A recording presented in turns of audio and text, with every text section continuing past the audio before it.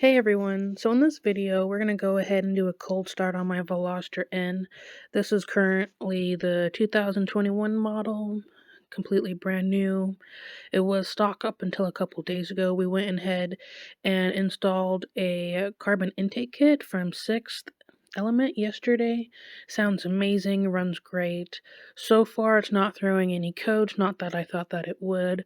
Let's go ahead and get into the video. This is a cold start on the Veloster N.